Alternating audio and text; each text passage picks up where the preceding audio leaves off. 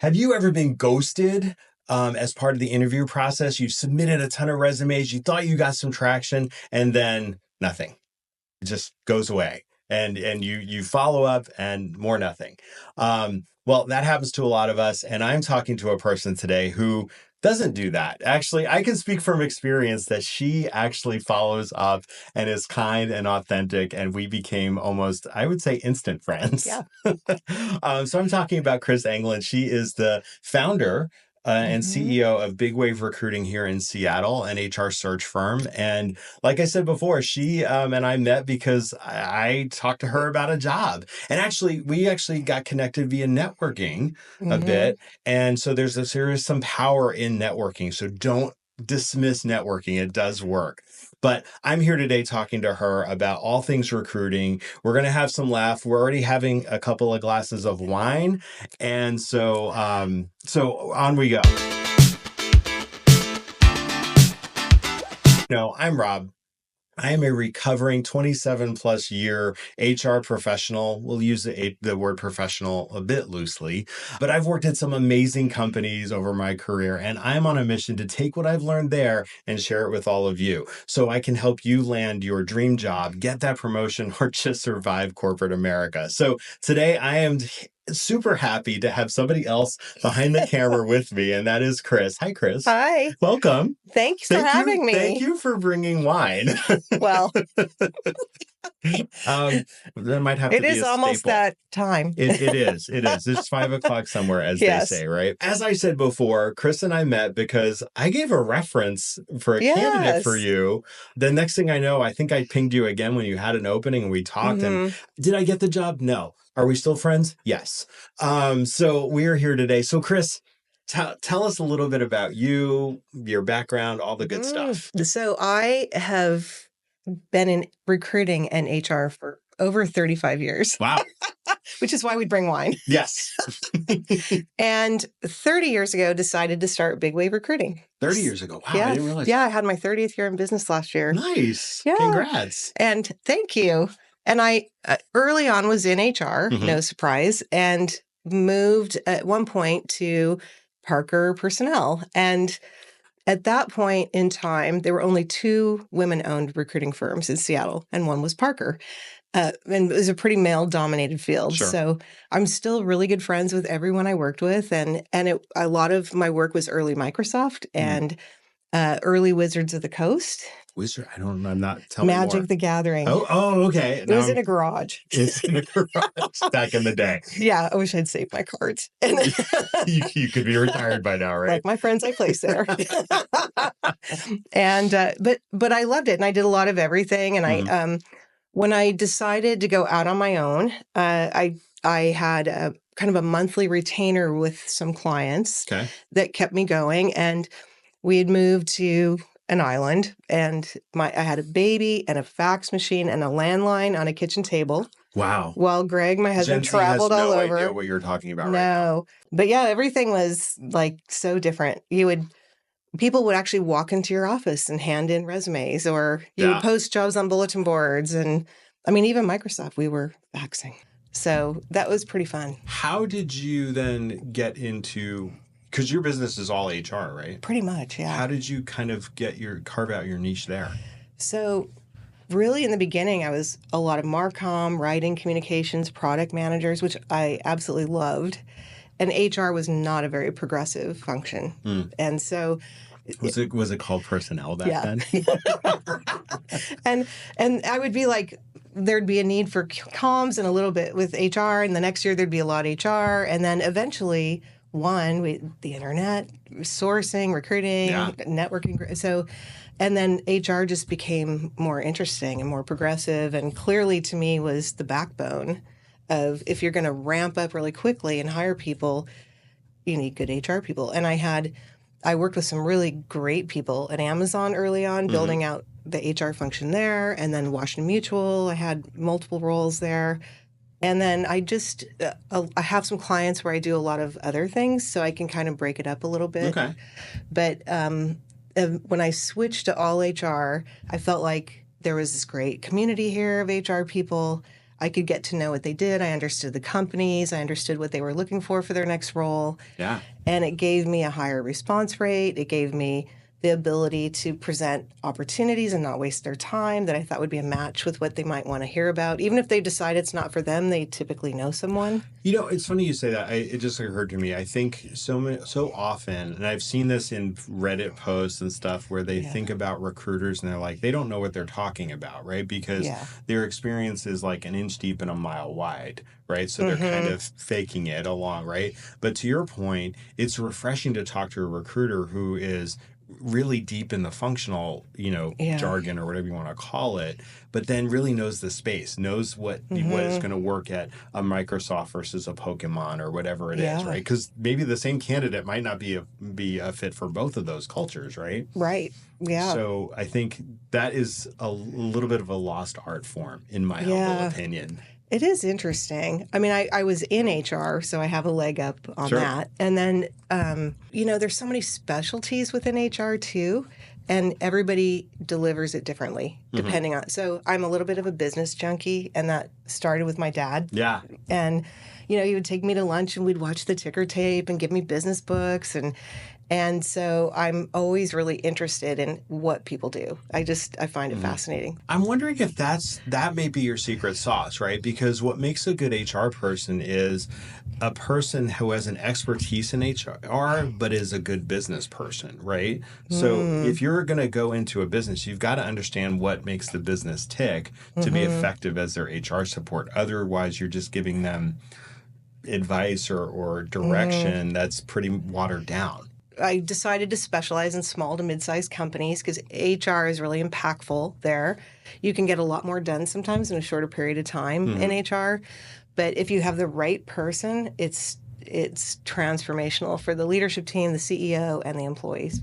When you think about, again, I was in corporate America. I worked for this nonprofit. It was a horrible fit. I interviewed for a job in a nonprofit. I was the runner-up. Are you just going to tell me that to make me feel better? No, it was close. It was neck and neck. That's fair. But what do you think is different about the two worlds? Because I think that's important, right? If people are targeting jobs and they say, wow, I see this nonprofit, maybe that'll really, I could see myself there, but I've worked in corporate America. What are some aha moments or things to consider? Does anything jump to mind? Well, very mission-based, and oftentimes they're serving the community that you live in and people who desperately need services. Yeah. And so those employees are on the front line dealing with, unhoused, with mental illness, you could just run down the list. 100%. And children are involved oftentimes too. And so I think that there's people that get in there and they're, and I don't want to say, you don't harden your heart, but there's people that just can't deal with it. It's too hard. Sure. And then but they deserve to have great business behind it all. And sometimes they haven't hired the best business people. They hire people who are drawn to the mission. They post and pray. They don't have the resources for a recruiter. Yeah. And then from an HR standpoint and often a finance standpoint, you need somebody that can come in and build solid operations. Yeah. And tie it to the business. It has to be tied to business objectives. And so finding somebody from the private sector, they oftentimes think, oh, they won't get it. But no, they can. And they can bring, some best practices into the organization. The other part of that too, I would say, is you want someone tied to the mission. Sure. Because you are serving something that is often a 24/7 operation. So I think I've seen people go in and do, like our friend Melissa. Yeah. And they're always a first chief people officer, first. Yep. And so it's the first year or two, you might be drinking from a fire hose. Well, I think it's bringing the rigor that we've all learned in corporate America that is maybe lacking, not in a bad way, just in a nonprofit's just kind of building the plane as they're flying it, right? Yeah. It may not have these kind of mechanisms or structure in place, but there's also that rub because they're like, why are you bringing all this structure? We didn't always do it this way, and we don't like you. Yes. So I think there has to be a meeting in the middle somewhere. But what you can't do is take an Amazon or a Starbucks, or you can't take and impose that structure in, just like you can't do with any business. But you got to read the room, right? You have to understand how to stage it, how fast people can accept change. Yeah. And, if you're working with social workers, 20 cents an hour, they'll jump somewhere else. There's a lot of just realities that can happen pretty quickly. I do also recommend sometimes where people, in fact, I'm working with a couple people right now where what I loved about their background is they have longevity serving on boards in a nonprofit. And that's where you can come from a private sector company, but not had the top HR spot, yet you're a board president for 7 years with this nonprofit organization. And there's just a way to expand your skill set outside of the private sector. Sure. And so those kind of backgrounds and resumes stand out to me. I think the moral of the story that's occurring to me is, and maybe a reflection on kind of my foray into nonprofit is kind of, you got to meet the moment and to your point, read the room, meet people where they are, understand the appetite for change or lack thereof, and how do you maybe soft pedal the change curve. Yes. Right. So it doesn't feel like it's so jarring to the folks involved because they are so passionate. And you don't want them to lose that, but you want to show them how, hey, maybe this rigor or this structure, if we implement this is what the outcome could be, and we'd be better for it. Yeah. I will say in Seattle, too, that's where the women CEOs are. Really? In the nonprofits? Nice. Brilliant women. Anything I can do to help them. And when you're thinking about another type of a career or a transition, having something mission-based could fill a lot of buckets for you, right? Yeah. The paycheck may be very different, but at the end of the day, you're like, wow, I did that. I impacted somebody else, and that's maybe better. You go home and feel good at night. Absolutely. Yeah. So I think when people are thinking about their careers, be thoughtful about considering something outside the box. Maybe it doesn't have to be one of those consumer brands that everybody knows. I used to be that person. I was like, I would look at a job on LinkedIn or something and go, oh, I don't want to, I don't recognize the brand. And I've collected a bunch of brands. I'm not going to lie. That was kind of by design. But some of those brands do great work in the community. Absolutely. And that's the other thing. But I'm wondering if looking back, did I discount something and miss out on an opportunity because I was like, I don't know that person or something, or that brand or something.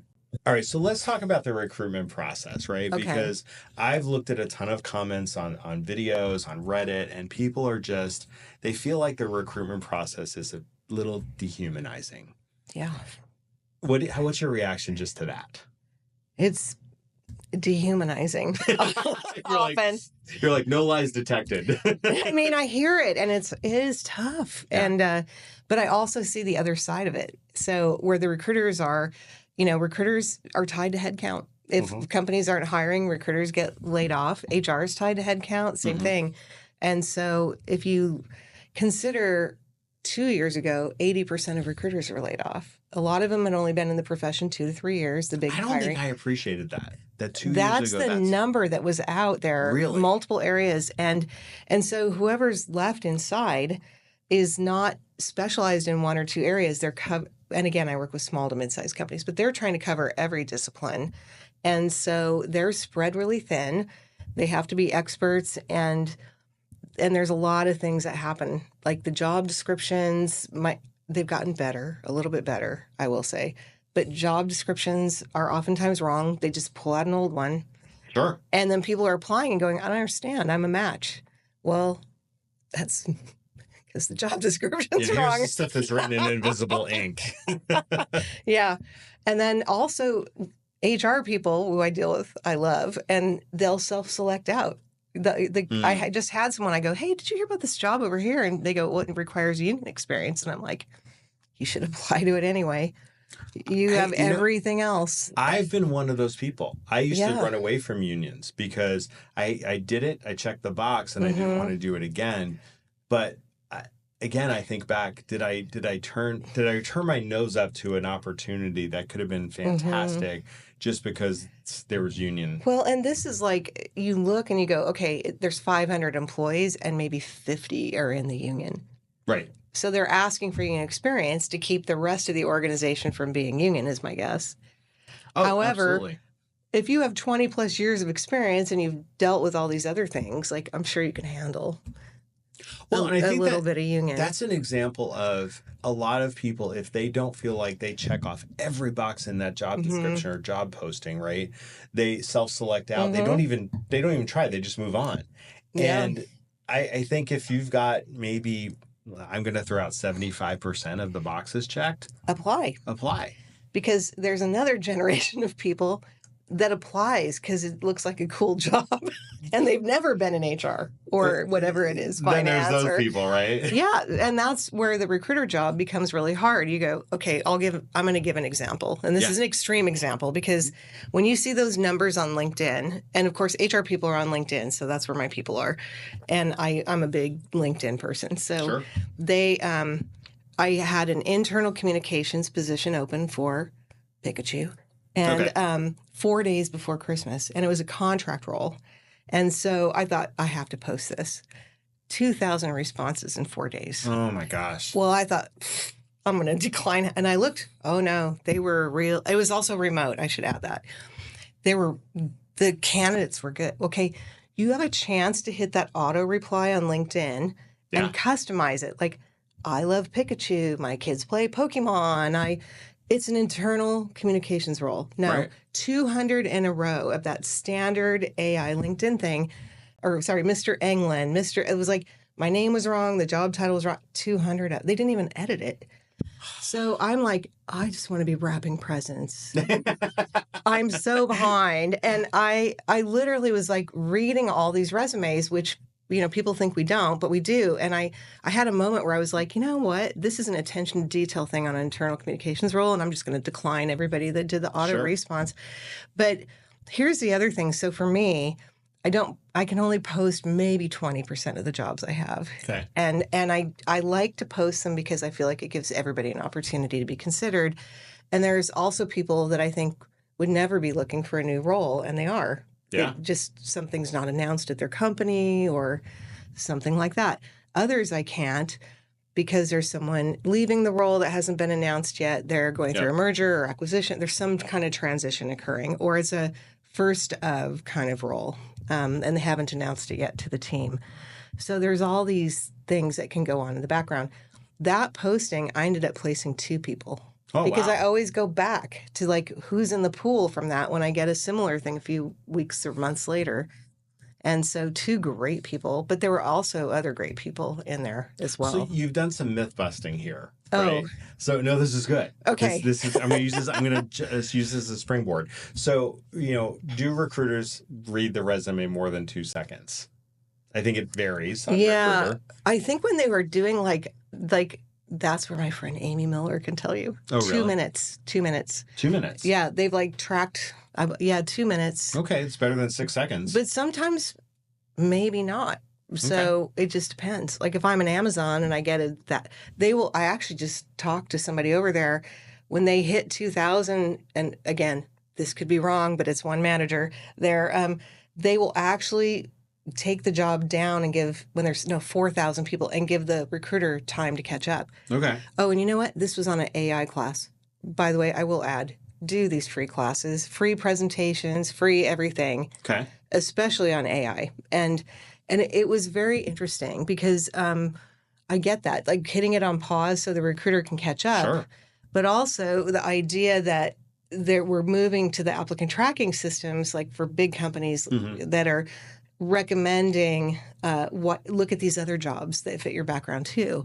And so that's where AI can do a plus on a company that has tons of jobs. They are recommending you for other things, but that means your resume needs to be accurate. Well, yeah. So I think there's a lot to unpack here. So I think one piece of advice I've been preaching on a number of different videos, which I'll link here, is the importance of, hey, if let's say you've been laid off, right? Mm-hmm. And now you're trying to, you can't sit there all day long just scrolling, doom scrolling on Doom LinkedIn, right? scrolling. Oh. So you've got to time block yourself. And when you do that, say, okay, from 10 to 12 every morning, I'm going to apply for jobs. But it can't just be uploading, there's customization of your resume or your cover letter or all those things. Would you agree those are vitally important to stand out a little bit? So I'm going to go back to the beginning. Okay. The resume. Yeah. First of all, the resume. I see so many bad resumes. I do. It's like it has to tell a story. It doesn't tell a story. It assumes I know what these companies are. I will take the time to look up the companies. No one else is going to do that. And it doesn't have the formats are wrong. It parses wrong. Ghosting. I'm going to talk about ghosting. Once a week, I have to tell someone that for 6 months, why they have not had a response from anyone is it's not Gmail, it's Gmail. Oh. Like they're spelling it wrong? Yeah, I get wrong email address. Gmale? I get wrong. I had someone with 2 V's instead of 1. Like once a week, I'm not even kidding. Someone will send a friend to me. They go, they've been applying, but they haven't had any. I go, do you get declines? And they're like, no. I'm like, I know right away that their email address is wrong. Wow. I just had one. I hope she's not watching. An owner of a big recruiting firm's daughter. And he didn't even notice it. We pass over stuff like that. Just like the word manger instead of manager. Sure. Pretty common. Because it doesn't come up as a misspelled word. It's in the headline and, but double check your email address. So would you say, agreed on that. All the time. I can't get over it. A resume is better to be simpler and kind of straightforward versus this, I've got graphics in this column, I've got this and that. It doesn't parse right. I just, especially the colors, like a pink, a gray, whoever came up with this white on black stuff, these formats online, they just don't parse correctly. I think it's a great thing as a PDF if you want a 1-sheet or a 2-pager to email someone, but the more plain it can be, the better it's going to isn't that also better for an applicant tracking system to then pull that information? And because I know I've gone through this and I've seen other people comment on it, right? Yeah. Why do I have to upload the resume and then it just populates all these fields that I have to go and correct? Wrong. That's because you've got a formatting Because issue. the resume, yeah. And if you're taking one of those online formats, it may visually look right, but there's some weird thing in the background happening to it that you're not seeing. Yeah. And if you're trying to tailor it to a job description, I'm a believer of you don't need to have a million different versions of your resume. Interesting. Well, tell me more. I think that if you create a solid resume, you can reorder the bullets. You can maybe exchange them out for other bullets. But unless you're really like, this one's going to be for learning and development, this one's going to be for HR, this one's going to be for market. I mean, there might be some reasons for that.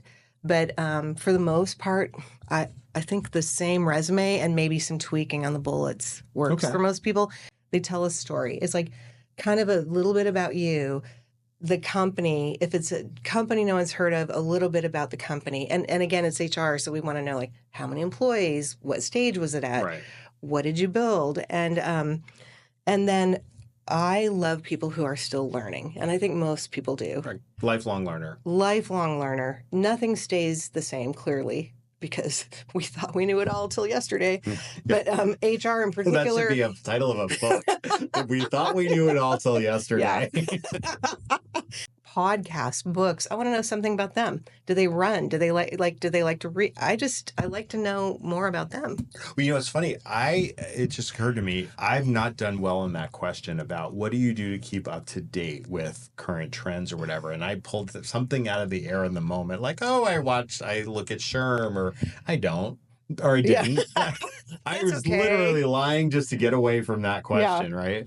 But I do think it is important to be able to speak to that. And I think it could be YouTube, it could be podcasts, all that type of stuff. It could be GeekWire. It's free. Yeah, 100%. The Puget Sound Business Journal. Go to networking events. Like in the old days, we had outplacement things, people would go to, or networking events, but getting out there and taking a break. I don't care if you go to the gym, if you watch a TV show, you take a walk. You can't just sit and apply for things all day long. No, it It's is so actually soul depressing. crushing, Yeah, right? soul Because it's crushing. demotivating, and you've got to really, I think, especially if you're in a layoff situation, really ponder and consider your mental health, Yeah. because you're like, okay, I have to do this, I have to do this, and then all of a sudden it's 5 o'clock, and you're like, where's the bottle? I know. I realize we're drinking, but we are HR people and Right. recruiters. Yes. So this is what I call it when I work with these groups that we come in. I call it think like a recruiter. Yeah. How can I find you? Make it easier for me to find you. Sure. And that's where people get misinformation. Like open to work. Don't, do the thing around your head. Don't do the thing around your head. Well, on the back end, we have a LinkedIn recruiter seat. We pay a lot for it. No one else sees it. Mm-hmm. Put that you're open to work. Are you open to contract, FTE? Your employer is not going to see it. I mean, we see it. That's really good information, because I think the average Joe, including myself, doesn't know that. Well, and we can, just assume recruiters are inherently lazy or busy, truly. And that's like all of the above. Very, very controversial statement. Present company excluded. I love my recruiter friends. I'm so sorry. And but we can sort those by open to work, hybrid, by what you've indicated on the back end. And so if you look like you're in a witness protection program, we can't find you. And so 80%, I went back before I came here, 80% of my jobs last year, I direct sourced. Okay. To somebody who was not looking? Hadn't applied. Okay. Because I can't post it, or in addition to the people who have applied, I'm also looking for who I might reach out to. So, yeah, 80%. So it is super important that the LinkedIn profile be optimized and really indicate what the person is interested in, because there's a lot of magic that goes on behind the scenes. And you need the keyword things. So if you have a great resume, you can just pop it right in there. Mm-hmm. Now, the other thing is, and again, this is my HR friend, aren't using Indeed. Now, Indeed... LinkedIn became so expensive, a lot of companies shifted to Indeed. Non-tech companies will use Indeed. And so 90% of the time when I ask people if they're using Indeed, they say no. Now, this is not an ad for Indeed. It is just the worst system to use for the back end. But jobs might be there. Sure. And if you upload your resume in there, you don't even have to apply for a job in there. You can search back 2 weeks, 1 month, 3 months as a recruiter. If you refresh it every 2 weeks, you look like a brand new candidate on the market. Again, let's just assume recruiters are overburdened. That's a better way to say it. We're going to search back 2 weeks. Yeah. And you're going to look like a brand new candidate on the market. Wow. So I know it works. I've found people on there for weird. I work with local companies. They might have other offices elsewhere. And I've found some great candidates on there by just searching through the resumes on Indeed. Speaking of that, we talked a little bit about keywords, right? What I've been preaching to people, because so many people, and I've been guilty of this, right? Your resume is a regurgitation of your job description, right? You put everything on, and you put like managed or directed or some of those action verbs, right? I'm a proponent of, and I remember when I was a recruiter, I wanted to see results. Yeah. I wanted to see your data, your impact on the business. That stood out to me more. But to your point, it's so important about how you narrate. So if you are a director at one organization, how you narrate what you've done could lead to a very large role at a different organization, right? And you have to be aware that a director at Amazon is a vice president somewhere else, as an example. And people are undertitled.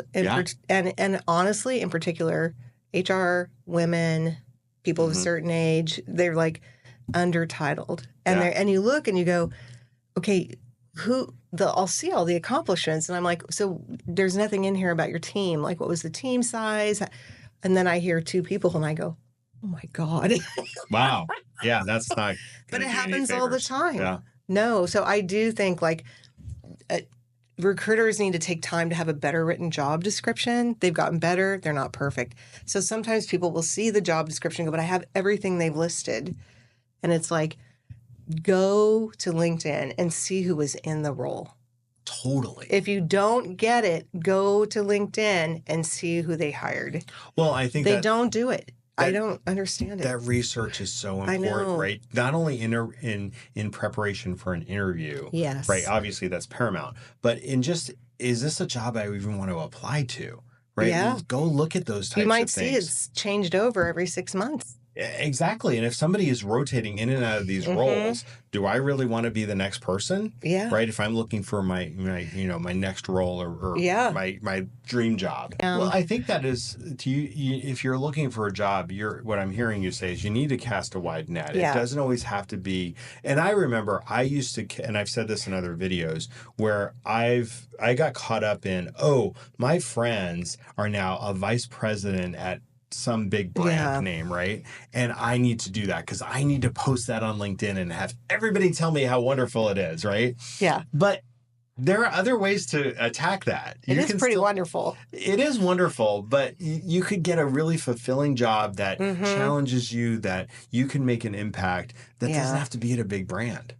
And frankly, at a smaller company, the ones you work with, you can have a bigger impact because you don't have to go through all the corporate BS. Well, and there's times where I get pushback from HR people because, and I'll use Limeade as an example. Everybody loves, now they've been acquired, but everybody loved Limeade. They use it. It's like Culture Amp, Limeade. We have these culture pieces. We know the leadership teams in the HR community. Well, 4,000 people applied to that role. Wow. 4,000. That's unusual. And it was hard. And then I did have people get mad at me when I declined them. Now, I take the time to explain why. They had they checked off every box. Yeah, and it's also like your dream job. It's sort of like, if you... But that got acquired, so the at the time, changed? I couldn't explain some of the things that were going on there and why we needed a certain type of person. Gotcha. With experience. And I did have a few people reach out on the person that was hired and who is amazing, by the way, game changer. But I did have people reach out to me in the HR community and say, I saw who you, and I didn't hire them. Like also, but they were mad. They thought they were more qualified when they saw the person who'd been placed. And I'm like, do you really want to do that to the only HR specialist in town? Yeah. And I'm not going to, she's amazing. She did great work. She helped them sell the company. But I think that's the other piece too, right? There are some times that job descriptions don't contain everything that's going on. And so, you may look on its face, I'm a perfect match for this. I should get an instant response and everything will be great. And when you don't, it's jarring. Yeah. But there's a narrative behind the scenes that recruiters can't talk about. No. And sometimes the company is amazing and one department's broken. And it might be HR. Because it hasn't been given the attention or the resources. Oh, we've seen that movie 100 times. Yeah. Right? Because I think HR is always the redheaded stepchild or, because we're not a revenue generating arm of the organization, right? So I totally get that. So what is your opinion on applicant tracking systems? Right? Because a lot of candidates are not going through somebody like you, right? They're going through direct mail or whatever you want to call it, factory direct to the company. Yeah. Applicant tracking system, friend or foe? So, I think it's great because if it's all paper, you're going to get lost in the system. I mean, I have an applicant. I use Bullhorn. A lot of recruiters use Bullhorn. Okay. When I'm working a search and we've posted it on a career page, for example, with a company, I'm in Greenhouse, I'm in Tableau. I mean, I'm in all the systems. And so I think,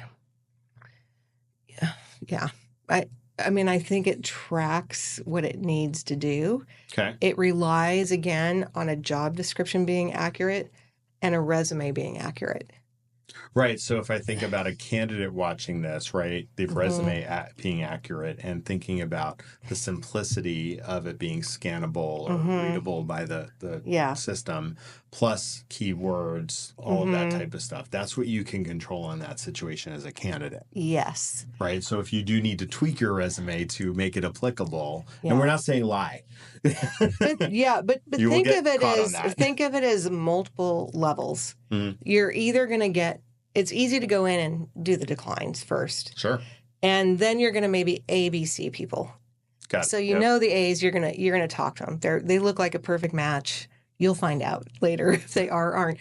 Then quickly. you've got the B's, which I'm going to read again and again and again late at night. I'm crazy on that. I never know where to put them. And then Because you could argue it from both sides. Well, at the I'm point. doing research. No one else is going to do that. I'm looking at the company. It's because the resumes are not accurate. Like, it doesn't tell me anything about what stage they joined, what they built. Oftentimes, I have to tell people, I reach out to them, and that's when I reach out and ask questions when people have applied. And I say, did you have a team? It's a great question. But You shouldn't have to ask that, though. But I do. I know. I have to. But because they'll go, is that not on there? I'm like, no, it's not. But also, the other answer I'll get sometimes is no. And I'm like, okay, are you like a superhero? How did you do all that? Yeah. I want to talk to you because this time you'll have a team. Right. But then I need to know, like, what's your leadership style, and have you managed teams before? 100%. So it's that dialogue. But most recruiters, I don't think, are going to do that. Either they don't do it. They don't have time. They don't have time. Yeah. Right? Because I remember even when I was in recruiting, it was I remember a friend of mine, Tiffany. Hi, Tiffany. She's an avid watcher. But she would juggle like 40, 45 positions at a time. Oh, my God. Right? Yeah. And it's like, how That's do you, terrible. you've got to, something's got to give in that And they're equation. so different. It's not like you go, that's the other thing. Like, okay, I might know once I get the chief people officer in there, we're hiring a VP or a director. So Right. sometimes I'll let people know, this is, where are you at in your process? Is it the company? What are you interested in? Mm-hmm. Because I may have another role. And that's where, like, I end up placing people from other searches. So applicant tracking systems, just to kind of put a bow on this, you've got to think about what you're putting into that. It's kind of garbage in, garbage out, right? Yeah. And for, not everybody's going to be like you and say, hey, did you have a team? If it's not on there, people are passing you by because just I know. it's sad but true. So you've got to do a good job, not only in the interview of selling yourself, but setting that foundation of selling yourself on a piece of paper. Well, paper. Yeah. If you were part of the leadership team, reported the CEO, whatever 100%. it is. Yeah. Brag. I know. Humble brag. Do it. Brag. So just a quick one. What do you think about cover letters? Okay. Fiction or a waste of time? Good I practice? think if you really want that particular company and it feels like there's another message that you want to send, like you volunteer with that, why you want to make a jump from here to here, a cover letter can't hurt you. Okay. It needs to be personal. Otherwise, otherwise I wouldn't do it. Okay. I read them. You do? Yeah. All right. But again, HR. Yeah. And now it's so easy, right? You can just dump it in Chat GPT and it spits out a great cover letter and cut, paste, you're done. I know. But I also, a personal outreach. The other thing I think most people know, apply to the career page. Mm-hmm. Like, you could still apply through wherever it's posted, but apply to the career page. It's safer. Speaking of, though, you just said something. Do you like the personal outreach on LinkedIn, especially if you're listed as a job poster? I don't mind it, but it's hard for me to get back to everybody because people are also making If you knew how many hundreds I get every day. Oh, I can imagine. On the weekends, I sit there with wine and just try to, or coffee, and try to respond. I'm behind right now. she recovered with her coffee. That's the morning emails. And then I progress. Hey, it's medicinal at this point, right? The wine. Okay, so let's talk about some more tips. We've talked about tips for candidates, right? So how do you like to see a resume? Is it, a scannable format? That's a great question. Please have some white space. Yeah.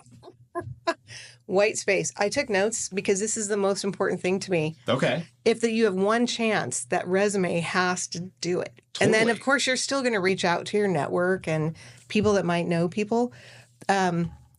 White space. If you remove the margins, it will not parse. If you add colors and weird stuff, it will not parse. Pink, gray, whatever, get rid of it. I don't mind if you have a one-sheeter or something and you message me your one-sheeter like that. Okay. I love that. It's like or sometimes people have sent me where I don't have, look, I applied for this. I know I'm not a fit. I just wanted to reach out to you. I get that all the time. Here's my resume. Here's what I'm looking for. Okay. I love that. I'm like, I'm going to call them when I Because have you that. never know what you might have in your back pocket from a position standpoint. I keep track of all of that. Yeah. If I can, like, plus, here's the other thing. Sometimes someone's leaving, it's unexpected. We need someone right away. Sometimes it's a contract need, as you know, from contractors. Like, so I will reach out to a few people. If I find someone that's great, it's a one and done. Well, I think that's an important point. And it turns into a perm job most of the time. That's the point I was just going to say, is that, people who've been they're in a job loss situation for whatever reason, right? And, they should cast a wide net. And thinking about a contract role, first of all, you get to test drive the role in the company to see if it's a good fit for you. And then it may be turning into a permanent job down the road. And it gets extended, and then but also it's a resume builder. 100%. Or it just keeps the lights on. It keeps the lights on. You're able to make ends meet from a financial standpoint, and you can still continue to interview for other jobs. So, cast a wide net, think outside the box. It doesn't always have to be the perfect job for you put in a big box with a bow on it. Well, and right now, people are thinking about, like, they're ready to take on a VP role. Yeah. The problem is there's a lot of VPs out there looking as well. Sure.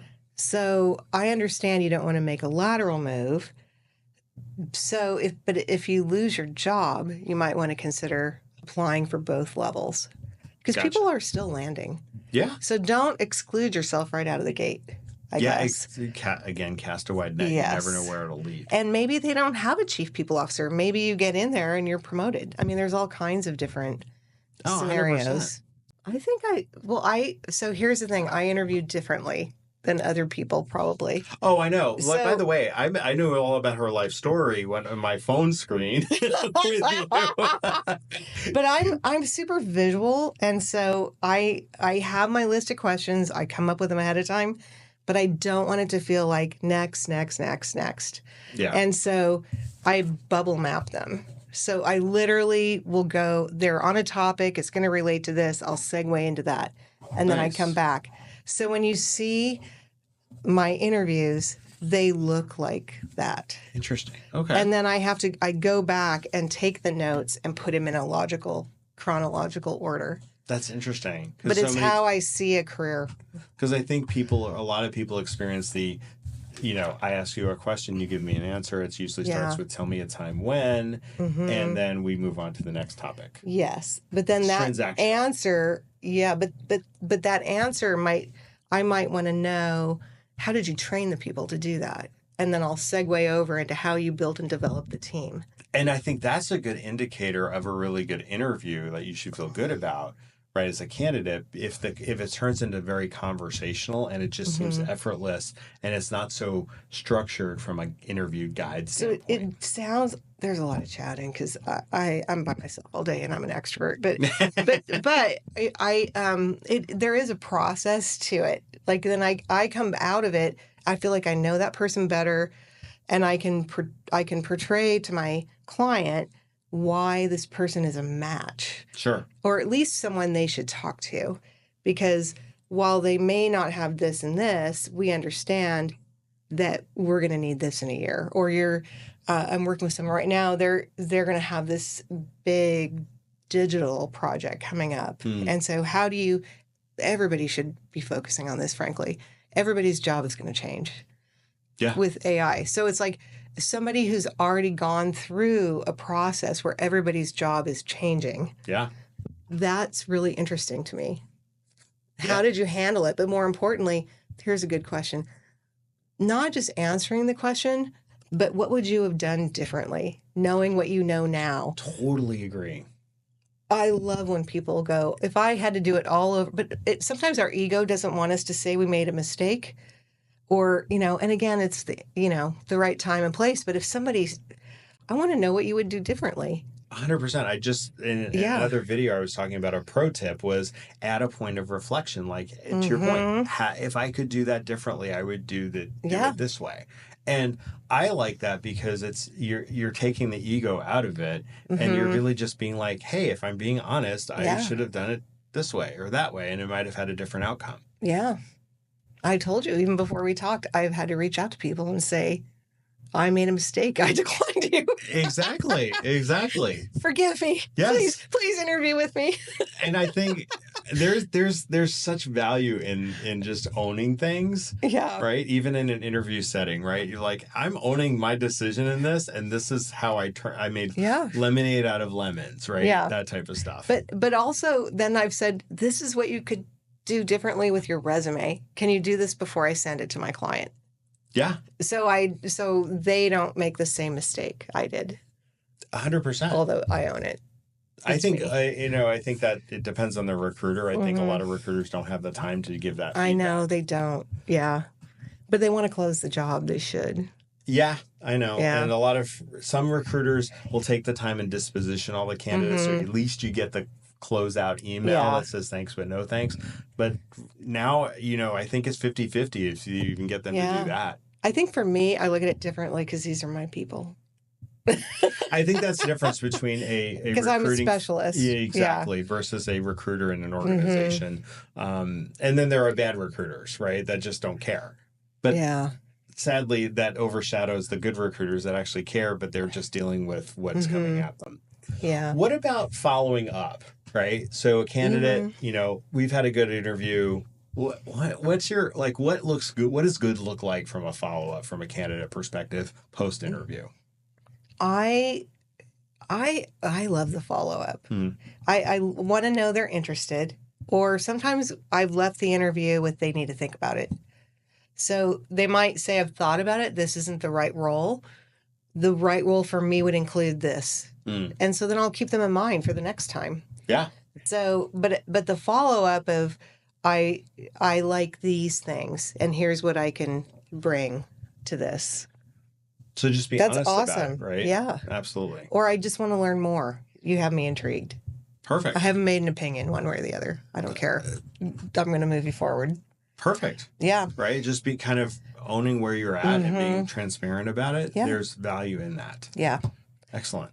So what's a small thing, before we move on to the next section, what's a small thing candidates can do with either yourself as a recruiter or the hiring team that leaves a really good impression?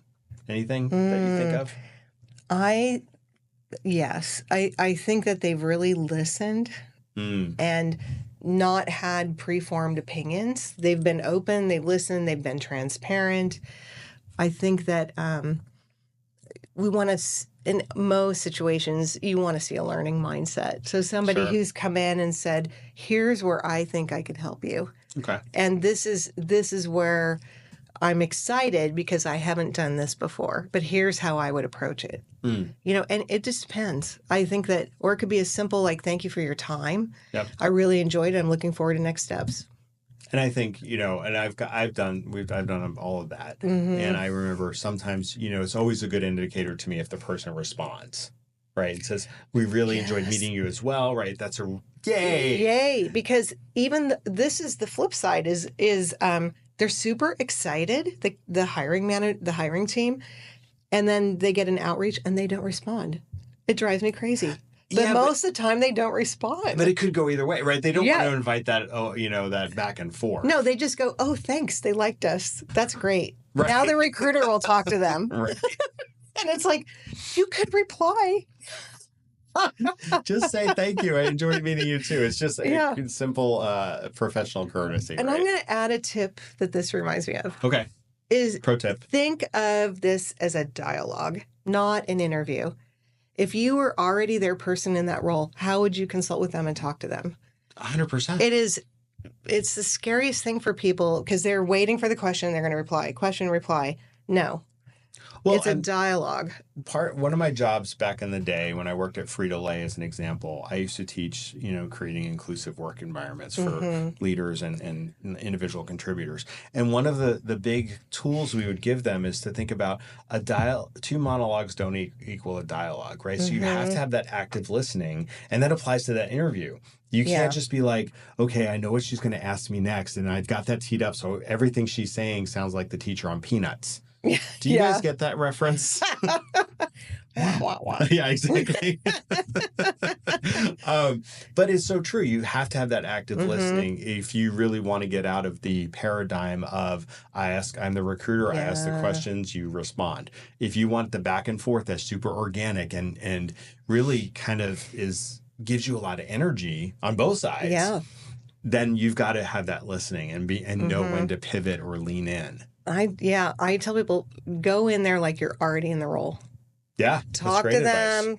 How would you coach this person if you were their leader? Yeah. Ask them what their pain points are. What do they want to solve? How do you tie HR to the business initiatives coming up? How can you help them? Well, I think I'm going to hone in on the pain point. I was actively listening there. See what I did there? But I think I learned that when I went through training to be, when I thought I'd be a real estate agent, if you're working with a seller, you need to listen to what their pain points are. And you have to glean it from the conversation. They weren't not going to volunteer it, as say, oh, these are my pain points. But you've got to be listening for that stuff and then lean into that and say, here's how I could solve that problem I heard you say. That's a great interview that probably is going to go long. I know. It probably will. Yeah. And ask more questions. 100%. It's like people think it's a one-way thing, but no. Ask them questions. And don't... Have you tried this yet? Yeah. Okay, that didn't... Because automatically they come in with a solution sometimes too, and they're like, oh, no, I want to know they're going to listen before they solve. Oh, yeah, you can't be a steamroller. Like, No. I'm here to solve all your problems, and I am the second coming, right? Yes. Yeah. I know, isn't it fun? But how do you navigate all these things as a job seeker? I think you just have to be true to yourself. Yeah, well, I think that authenticity is super important. I think sometimes, and we've all been there when we've been in that interviewer seat, that we're like, oh, this pressure, and I've got to be all things, so I've got to say the right thing. When if you're probably going to be, if you are authentic and just like matter of fact about this is what I would do, could it work? It could go either way, but I think that's still going to pay off better in the long run. This is why I turn down searches too. Is like I get into that dialogue and I'm like, yeah, I don't think I'm your person. Yeah. For a lot of reasons. Well, and that goes back to... You're under-resourced. It's not that. I try to get it in there. And then in the end, it's like, yeah, I don't think I'm... Well, and that kind of hints to the candidates interviewing the company as well. Yeah. You don't have... You're asking those questions. You can't just be like, I'm here and I'm needy and I need this job. Yeah. That happens. But on the flip side, you've got to make sure this is the right fit for you. And I'm a firm believer... And again, this is pie in the sky, maybe right now. But it's like, if you say no to something or you decide to not continue with it, both me or a candidate, it leaves you open to something better. Sure. Something that's a better fit. You can't look at it as, oh, I passed on this and now I'm going to be looking forever. No, you could have taken that and then you're stuck. And you might decide, does it look like a job hop? Does it, there's a lot of other things you can do in the meantime that... So I just thought of something that is a random synaptic misfire, but it happened before you got here. Okay. A buddy of mine who'd gotten laid off from Southwest Airlines, he'd been there 29 years. He bled Southwest colors, all the things. He's such a good human. But he was interviewing with another company, another airline in Dallas, Fort Worth. And they asked him a question, which I found funny given that it was American. They asked him, and I hate this question for him, if you were an animal, what kind of animal would you be? Do people still do that? Evidently, that happened yesterday. Wow. So, I was asked at a Southwest interview, like I've said in another video, was if you were a cereal, what could you be? Captain Crunch. Captain Crunch Crunch. Berries. I saw that watched episode. It. She's a good viewer. But I think hopefully those questions are fewer and far between these days because my God. I think they're trying to poke at your creativity, but it's just weird. I think my friend navigated it well. Yeah. But it's just... I'm a yellow lab. You're a yellow lab. He was a bear.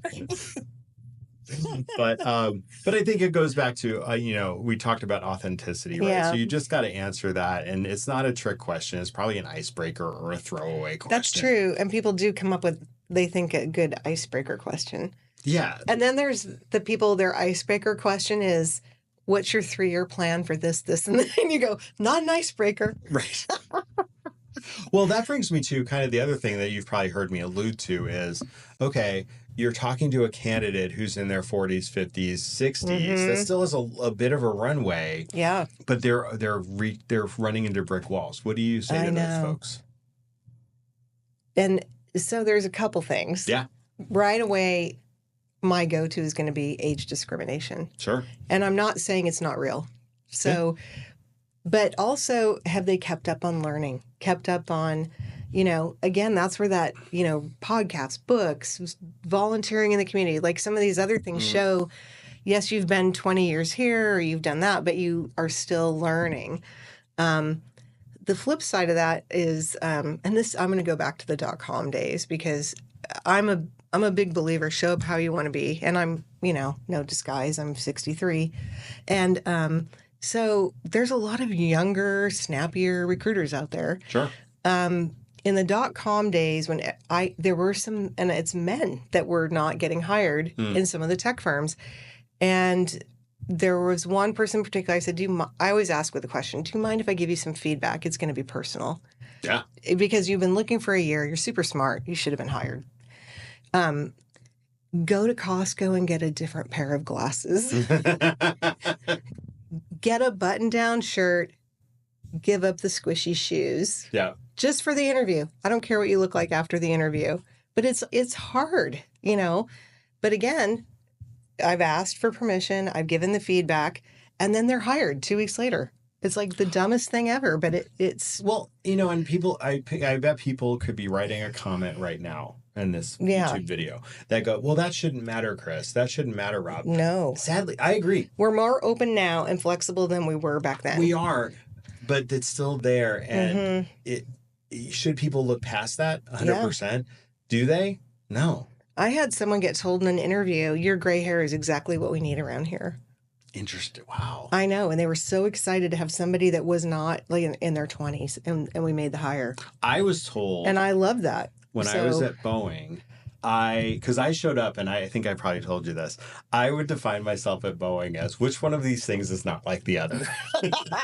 Because I roll in my sneakers, my khakis, I've got my ears pierced, and I've got a great... If I was told by the person I supported that if I had walked in 2 years prior with a full beard, they wouldn't have hired me. They would have mandated. Oh, interesting. I believe it. Right? That type of thing. So I think you've got to meet the moment as a candidate. And if it means... what's the word? Assimilating or complying with... I feel like I'm talking about the Borg. Bonus points if you get that reference. The Borg. Do you get that reference? I do. I knew it. This boys. is why we're friends. But I mean, you have to kind of meet the position where it is. And should you be able to rock whatever look you want? Yeah. Yeah. Is that the Once reality you have the of it all job. the time? Right. Once you have the job, right? So I think about that. You don't always have to be the poster child for, I can do what I want and I'm going to get this cool job. Okay. Yeah. Let me know how that works out for you. Okay, let's do a quick lightning round and then we're going to wrap up. Okay. So let's start with, what is the biggest red flag you've seen on resumes? What pops into your mind that you're like instantly pass? No, I'm not doing it. Some of them are so hard to read. It's just like gobbledygook, like so too much jargon. Time New Roman, too much jargon, hasn't been updated in forever, doesn't tell a story. Yeah. Okay. So keep it simple. Keep it straightforward. Yeah. Okay. Make it leap off the page. And to your point before, white space is important, right? For the reader. Also, not 7-point font. I'm not even kidding. Gray font, tiny font, like I can't do it. I read thousands a day. I can't do it. Would you say keep it to 2 pages or less? Yes. However, I have seen people recently when they're applying for really senior roles, people will give you so much advice on resumes. Like you got to make it practical. But she only went back 10 years. And I was like, wait, I know you. You have like 20 years. Why'd you only go back 10?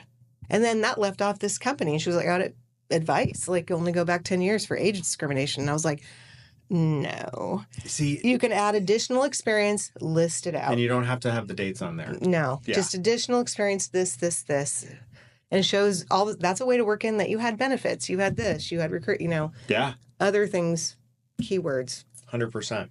So, what is the worst interview answer you've ever had? What pops into your head? I know there's probably a person. An interview answer? Yeah. I don't know off the top of my head. I don't have an answer, but I have a little bit of a worst story. Okay. So when I worked at Southwest Airlines, we would have this whole big hallway of interview rooms. Mm-hmm. And so the lobby of the people department, there was these two wonderful women who I'm still friends with on Facebook, Suzanne and Sandy, the receptionists. Okay. Lovely women. That's a good.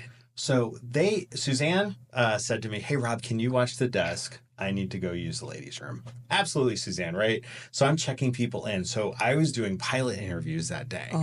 And this guy comes in and he is treating me like the scum of the earth. He's like, just way to arrogant. fit the stereotype. Right, 100%. Leaning into the stereotype. Yeah. So I'm looking down the list and I'm like, "Oh, dude, you're on my schedule." Okay. Mm-hmm. Okay. Right. So his face turned white when I walked in the room and said, "Hi, I'm Rob. I'm your recruiter." Mm-hmm. And he didn't think that I even knew how to fly a plane when my background is in aviation and I have flown a plane before. Yeah. And so when I told the rest of the panel that how I was treated at the front desk, they were like, we're not hiring that person. So pay attention, be nice to your waiters, your receptionists. If you're rude to the recruiting coordinator, you're not going to get hired. Done. I'm done. Yeah, you're not a team player. Yeah. And you're not probably a culture fit for the organization. Yeah, and we're not into the hierarchy. No, not so much. So think about video interviews. Oh, yeah. What is there a sin candidates should not commit? You should practice your technology ahead of time. 100%. Blur your background or get a screen. Yes. We don't want to see your laundry pile or your kitchen. What is it with the laundry in the background? I had someone in the garage. I was like, go to Pier 1. I'm going to send you $200. Get a screen. Because this is before you could blur them. Yeah. Yeah, I don't know. But it's not just for job seekers. It's people who are interviewing as well. Oh, 100%. I just had feedback on something like that.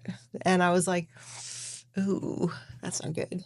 Yeah, I think you're right. It works both ways, right? If you're the interviewer, you should have a professional background or something blurred. You make an effort. I mean, yeah. So I like to move around my house. I'm in a different place every time, but Any corporate buzzwords you think need to be retired that you're just sick of hearing? There's so many. Like strategize, optimize. I just saw a resume this morning and it wasn't even an Amazon person. And it had a disagree and commit. Oh. And I was like, what? Did it travel over to this company to disagree and commit? It's funny, that type of phrase, right? It started out as something, oh, I get that, right? I get it's a way to make decisions as a team, blah, blah, blah. Not a bad now thing. it's become cliche. Yeah. Right? So I think that it could work against you. What about, is there something that candidates do that they think, wow, this really helps me, but it actually backfires? Anything come to mind? I think sometimes in an effort to really put yourself forward, it can be too aggressive. So I've had people show up at my house. What? Yeah. Candidates? Yeah. Wow. Even one time when I moved. I knew the people that I thought I'd heard everything. The people before. that bought my house were like, there's somebody here with a resume. And I was like, can you snap a picture of him? Wow. Yeah. Wow, yeah. You just don't want to be too stalkery. No. Yeah. No, it's not stalkery. So, and then, I don't know, most people are pretty nice and polite and respectful. And I don't mind also someone might reach out to me in the morning and then I get another outreach around 3 or 4 saying, I haven't heard from you yet. And I've been in back-to-back interviews all day. And it's like, okay. Yeah. Yeah. But it's not in a polite way. I'm just sitting here It's like I applied this morning. Right. Why haven't you responded to me? Yeah. Yeah. Also, I should mention, though, when you see those numbers where it says like 2,000 people applied or whatever, those are wrong. People see that and get really discouraged. Oh, and like on LinkedIn? Yes. Yes. It's like Yeah, it's a weird number and it's not I think accurate. that's a really good tip, right? That shouldn't discourage you from applying. No, not at all, because that number is not accurate. It Okay. includes out of country, out of state, people who aren't qualified. And then I think it's even people that just look at the job and don't apply. And so the numbers are really off. Well, that's a good point. I think there are people that will apply to jobs, say they're trying to fulfill an unemployment claim Yes. commitment. And so there's resumes in there like that you're just going to... And they don't reply. Yeah. Yeah, you're just going to dismiss from the onset. Okay, so if you're thinking about LinkedIn, and I'm going to use the word cringe. Have you seen some cringe on LinkedIn that you're like, oh, don't do that? It's not Facebook. Yeah. What is happening? I've seen hyper-religious stuff. I've seen the political stuff. And life stories. And life stories, which is okay if you want to share something. You can set it to be just your network. I think that's a great tip. I didn't actually know you could do that. I'm pretty sure you can, but I think and who am I? I mean, that could work for people. I don't know. It is a way to connect with people. I will say one I saw a few weeks ago, which actually went viral, was this guy named Adam. And he was like, I've, basically told this story. I'm at the end of my rope. I'm about to be homeless. And, it broke my heart just reading this. And I love the authenticity. And he posted a follow-up saying, this went viral. I've actually talked to 200 people that have reached out to me. Oh, that's wonderful. Right? So you just have to balance what you're putting out there. And I think in that case, too, like for the most part, people want to help. Like they want to be really helpful. But sometimes the flip side of that is sometimes people don't want to put in there that they're not working right now and that it looks like they're still employed.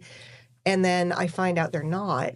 But I get that too. But it's like, you can tell me.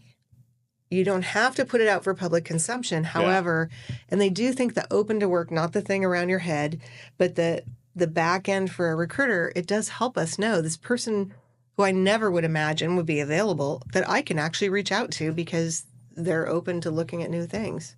Yeah, 100%. And again, they may not be able to announce they're being acquired or whatever is going on.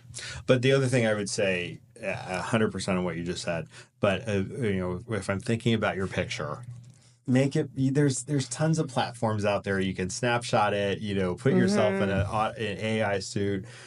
I don't think this is a time for you to be holding your dog, unless you're applying to a place like Chewy, right? Yes, or Petco. I was going to say, then, yeah. But if you're not, I don't think your new babies are a great. Yeah. It's just those types of things. Sadly, there's discrimination against working 100%, parents 100%. too. So, and I get the idea of, okay, I came from this company where this was embraced and it's like, okay, but why chance it? Yeah. And that goes true for like internal HRIS systems. A buddy of mine, Craig, that I used to work with, he's like, okay, he screenshotted me a picture, and it was this guy holding a semi-automatic weapon in his HR profile picture for his internal. I'm like, there's so many things wrong with that. Okay, let's last question for the lightning round. What's the weirdest thing you've seen on a resume or during an interview? Tell me you're weird. Come on. Okay, I've seen some weird resumes, but or interview. Well, here's the other thing with the weird resume. Figure out what you're attaching and sending to the recruiter. Double check. Oh no. Oh, no, I'll get okay, we just had this discussion with some friends. It was so funny. But I oftentimes will get the cover letter for the other company they're applying to. Oh, yes. That's pretty normal. Flight plans. Interesting. Yeah, like the attachment's not the cover letter or the resume. Okay. But you think you've applied and you wonder why the applicant tracking system is kicking you out. Mm-hmm. Well, it's your trip to Hawaii. I mean... Well, double check. It's an indicator, right? Are you organized in how you're applying for jobs, right? Are you working from a tiny object with your, it is weird though. Yeah. I do get weird things like that. Interesting. And then the Zoom thing. Yeah. Yeah. I had a situation, this wasn't an interview, but it was a team meeting and it was a bunch of HR people. But speaking about Zoom and being aware is that all of a sudden there's, the Brady Bunch grid, Yeah. right? And whatever her name was, I forget what it was, but her name, she's firing up her bong. No. And then, of course, the chat lights up over here. Did you see that? Oh, my God, right? And needless to say, her exit was... Now, and behind her she was sitting on the floor. But she's an in for Leafly. Yeah. But she was sitting on the floor against her bed with the pile of laundry behind her. So it was completing the picture. But here's the thing where recruiters... So I had one time a guy, and he had just moved out here. His partner was a nurse at Swedish, which is how he ended up in Seattle. And I really wanted him to interview with this company. And this is during COVID, too. So he wanted to talk on a Sunday morning. And I'm like, oh, my God, it's during the Seahawks game. Okay, whatever. And so I'm talking to him. And then all of a sudden, I realize there's a person in the bed. He's got the gaming thing. There's someone sleeping in the bed behind him. Oh, no. Yeah, and she got up at one point and looked. But I was like, oh, you're in HR. Like, what do you think? This is awkward. But then he explained, I said, okay, I just have to say I am going to have you talk to this company, but this situation can't. He goes, she's a nurse on the night shift, and they're in this tiny studio apartment. Okay. And I know. And he got the job. But I was also like, can you get a screen? Can you blur the background? Initially, you couldn't blur the background. But I will say, mazel tov on you for giving him that chance. But there are so many people that would have been the knockout. I know. But it was COVID and a nurse on the night shift at Swedish. Fair enough. I mean, bless her. But you're right. So, and then the flip side is also on the client side. So I had... Yeah. So initially Zoom was beta and it was an app on a phone. So I had a CEO and... this conversation, it was supposed to be short, like 20, 30 minutes. And he talked the whole time. And he kept talking and talking and talking. And, quoting Nietzsche and all this other... CEO was? Mm-hmm. Okay. Yeah. And all of a sudden he's off camera and I hear zips and Velcro. No. Oh, yeah. In the bathroom. No. In his office. Comes back on screen and he's changed into his running clothes and not skipped a beat on the talking. Okay. He's completely taken off his work clothes and put on... while he's talking and comes back on. And I'm like, you were just naked like 10 inches from the phone. That could have been so wrong. 100%. And still was. Yes. I'm glad it wasn't a bathroom issue. No, but then I had another one where a candidate waited 15 minutes for the interview to start because they were waiting for some other people. And they just, if you were in a conference room with 6 people you were meeting with, you would have a dialogue. Yeah. No, they just sat there frozen on the screen while they waited for this other person. And the HR person's like trying to engage them. Well, I told the story in my video yesterday. You probably saw where I was interviewing with this healthcare system. And it was a recruiter. It came through like yourself. And she set me up. And they all signed on, some of them late. So we started like 20 minutes late. And ended on time, though. That was the interesting thing. Oh. But none of them turned their cameras on. So I'm sitting there and I'm just like... That makes me so mad. It was so awkward. And I gave the feedback to the recruiter and I was like, I'm just going to... This isn't even worth my time. All right. So wrapping up, what would... If you had a candidate who has been laid off or a person, right, who's been laid off or is just frustrated, they're not getting traction. Mm-hmm. Is there one nugget of advice you would give to them or you would say to them if they were sitting in front of you? 1, take a break. Okay. Center yourself, leave the house. Yes. Get a break. Go to the movies. I don't care. Take a walk. But it's a stressful thing. Mm-hmm. Talk to somebody that you trust for their feedback. Mm-hmm. Ask them what you could be doing differently. Yeah. More than likely, there might be some things you could tweak, but it's just, unfortunately, can sometimes be, I hate the expression, but it can be a numbers game. Yeah. Sometimes people will look at their dream job and only apply to that. And they're looking for a month and waiting, and maybe they've applied to 3 things. And I'm like, yeah, it doesn't happen. If you're working, that's great. If you need to go back to work right away, you may decide your next job is a VP. It's above the level you're at now. You're ready. You should, and in a normal environment, it doesn't mean don't apply to that, but know that you're competing against VPs that have been laid off. Right. Sometimes, and I'm getting this a lot lately, and I'm totally fine with it, and it's people my age, they don't want the top spot anymore. They don't want it. Yes. They want a director of HR business partners. They want a VP, not a Yep. CPO. But somebody doesn't believe them when they're applying for things. And so that's a tough one, too. Sure. Because it's funny. That's really funny because I remember thinking I was conditioned to be, oh, I've got to say I want to be a VP. And then I see what all these people go through at that level. Yeah. I'm like, no, I don't want that. I don't want that. Yeah. Yeah. I was happy at the director level because I could kind of do my own thing, get away with a little bit of murder. But it was, yeah. And then the politics get so hyper. Oh, yeah. I mean, out of control. And if you're going to change your job title on your resume to indicate maybe you're going to take the C off, I mean, take it off on your LinkedIn profile too. So I see a lot of where they don't match up resumes and LinkedIn profiles. Okay. So Extra tip. Yeah, I think you have get a really awesome resume and that becomes your LinkedIn profile.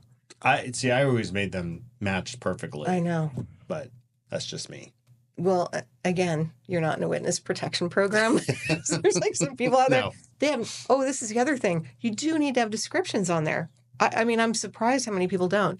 And then they wonder. Oh, you mean they just have their title and days of, or yes, there's no keywords. We can't find you. We literally can't find you. I can't find you on Outreach. I can't find you on LinkedIn. And I would also say that you can't be bothered to do that. Why would I invest any time in you if I'm a recruiter? It's the same thing where people haven't updated their resume. They've been working. They haven't had to. And then all of a sudden it's like, now I got to do it. Gotcha. So, but again, make it easy for us to find you. Yeah. Because not everything's posted. Well, I think that's the headline there is not everything's posted. Yeah. And there may be companies you've never heard of. Well, the other thing, too, just a quick aside, is that when it's posted, there could be already somebody tagged or in line for that job, and they're just posting it from a requirement standpoint. Yeah, because there's an internal candidate. Yeah. You know, I know when I was at Pepsi, our practice was if there was a person, say, slated for that role, we would still post it, but we would say, hey, by the way, there's somebody internally slated for this role.